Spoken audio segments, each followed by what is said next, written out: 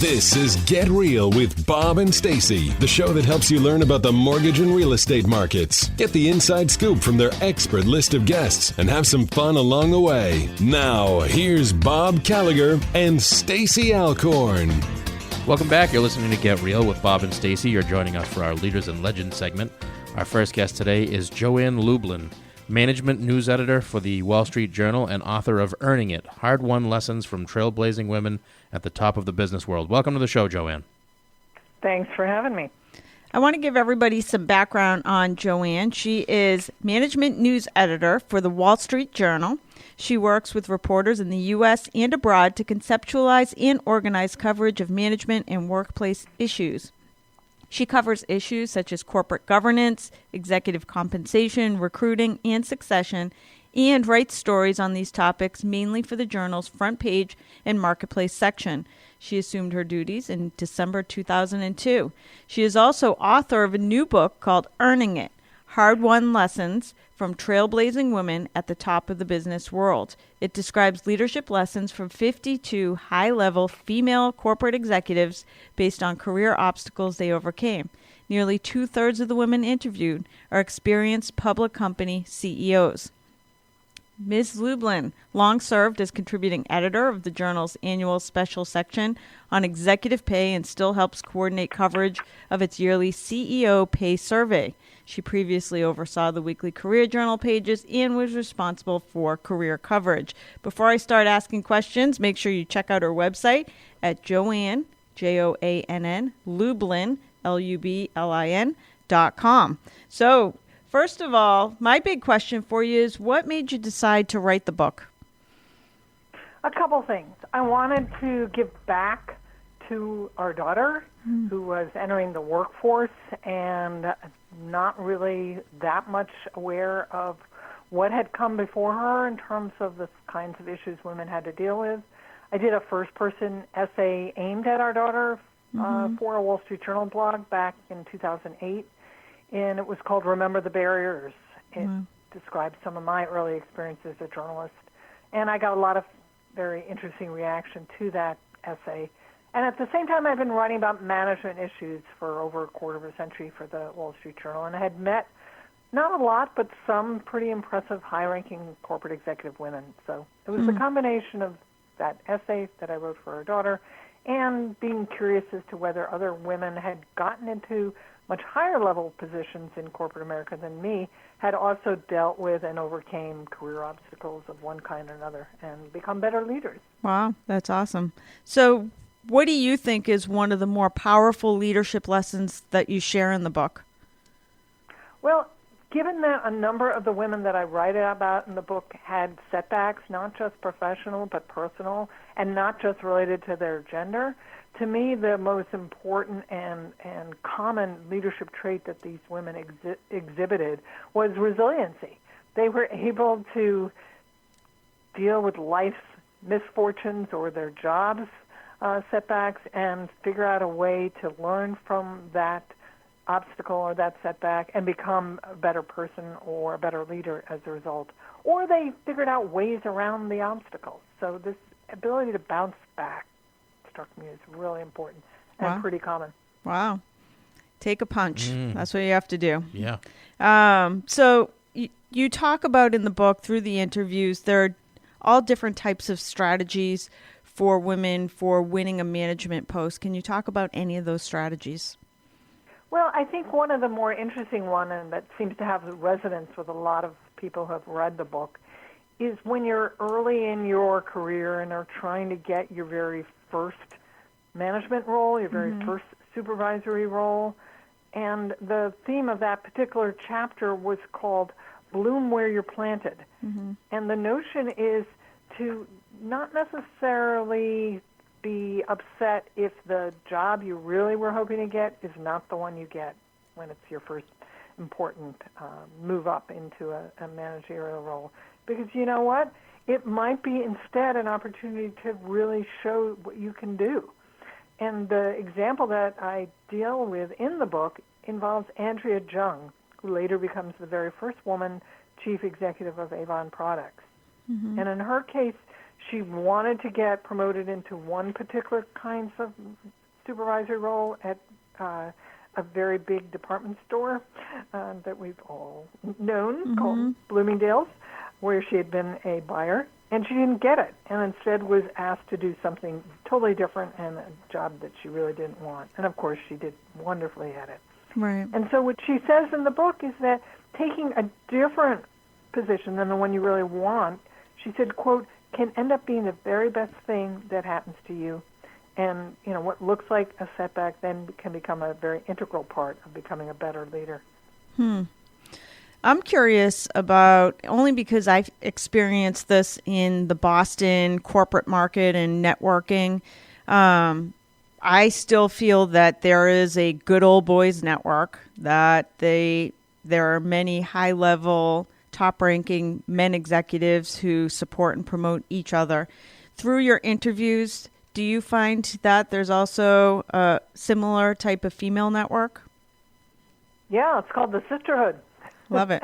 And that became very, very apparent when I talked to some of these women who have gone on to become corporate board members. And when they then get in the boardroom, whether they are current or a former executive at that point in their careers, they become hugely outspoken advocates for getting more women into senior management at the company whose board they're on, and more importantly, or equally importantly, making sure that those women are paid equitably, paid comparably to the men whose level they are being promoted to.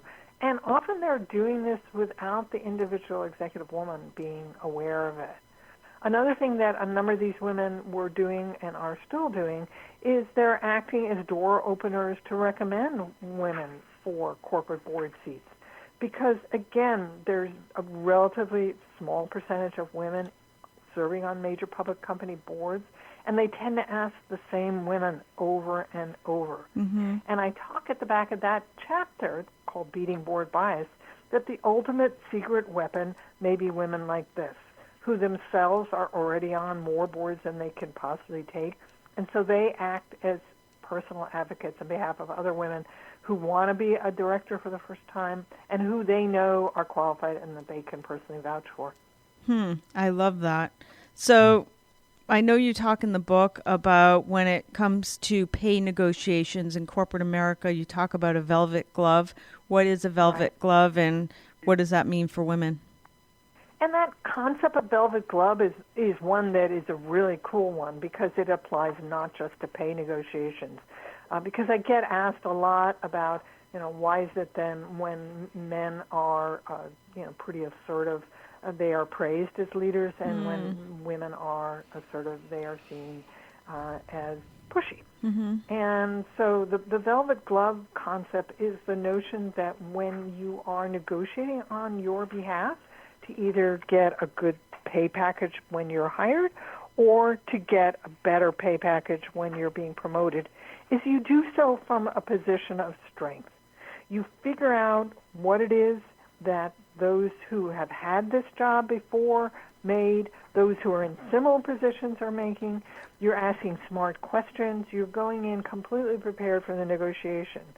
So that's the sort of fist inside the glove. The velvet part is you're showing empathy for the other side, the person who's negotiating and you understand is working within some budgetary constraints.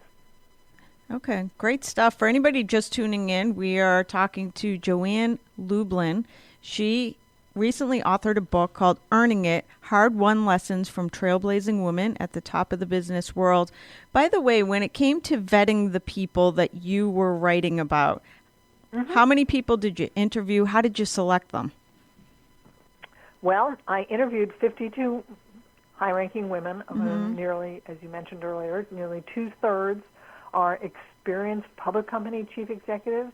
These are women like Mary Barra, the chief executive of General Motors, Ginny Rometty, who's the CEO of IBM, and a number of well-known people. Anne Mulcahy, who's the first woman CEO of Xerox, Denise Morrison, the CEO of Campbell Soup, and she and her sister, Maggie Wilderotter, who's the former CEO of Frontier Communications, are still, as of this date, the only sisters to have become CEOs wow. of Fortune 500 companies. I got turned down by a number of women. I probably got turned down by about 15 or 20 women. Some cases, it was because they were too busy, their current CEOs. In other cases, they didn't want to be pigeonholed as a female fill-in-the-blank. Right. And That's totally interesting. understandable. Huh. I reached out to women who I'd already known, as I said, through covering management issues for a long time, women I had previously written about, or in some cases, women who had written books about their own lives who I thought, therefore, would be open to sharing additional insights with me. Wow. So did you find that, first of all, in speaking to the 52 women, do you find that there is sexual harassment that still exists? And Absolutely. did they have any advice for avoiding sexual harassment conflicts within the workplace? I devote an entire chapter to that topic, and it's called Sexual Harassment Never Vanish. And I continue to hear stories about it still going on as I go around the country talking about the book. And some of these women who themselves experience sexual harassment early in their careers, then when they get into positions of power, make it their personal responsibility to make sure it doesn't happen or it's corrected quickly when it's going on with women in their 20s who are working for them. And yet, at the end of that chapter and every core chapter of the book, I list key leadership lessons.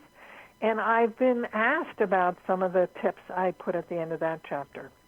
So, for instance, one of the tips at the end of the harassment chapter says, avoid office parties with heavy drinking, late business dinners, or other potentially risky venues.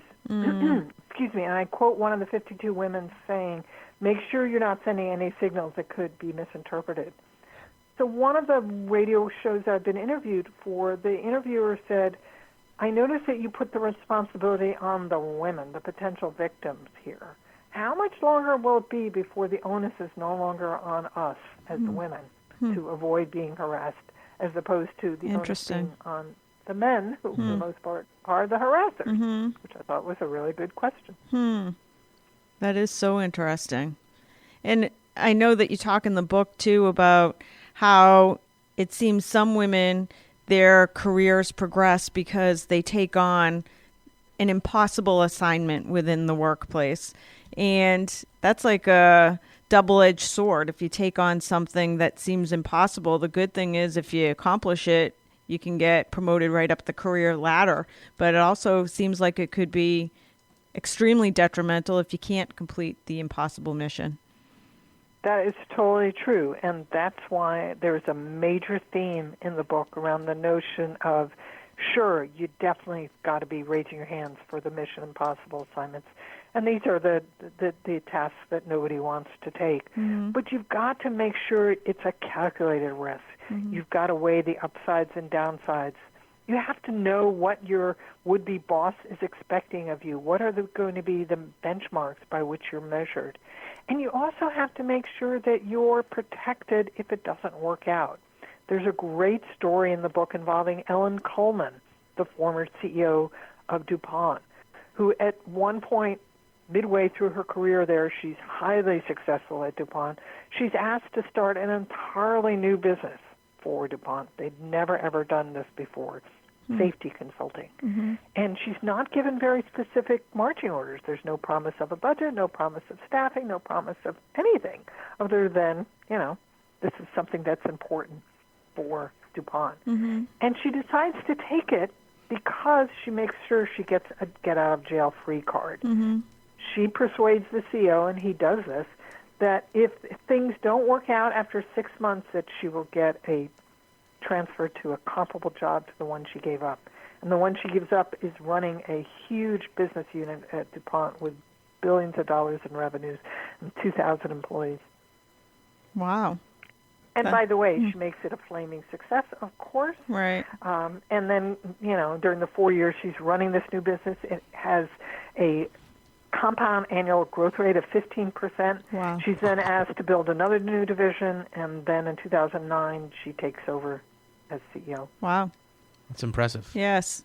Did you find any women that spoke of, sometimes I feel like, at least in Boston, in the business world, sometimes women are not so friendly to each other. And it seems like sometimes you have to go through men if you want to advance on the career front.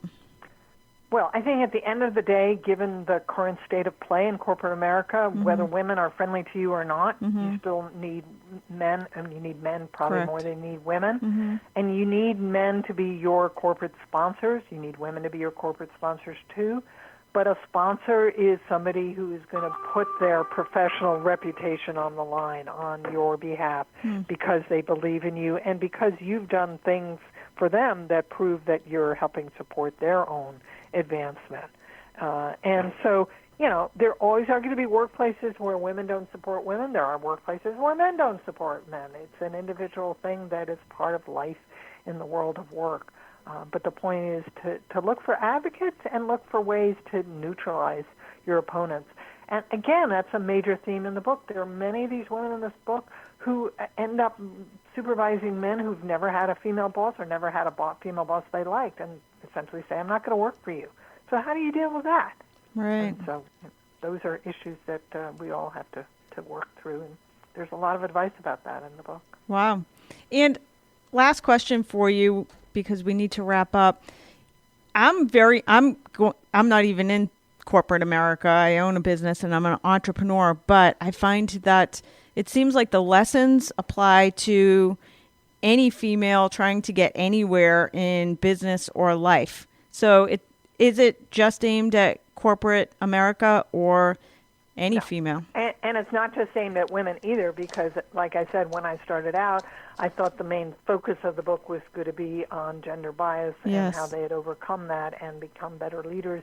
But it became really clear pretty early that the women I talked to were experiencing the same things that men experience who are trying to advance in their careers. Right.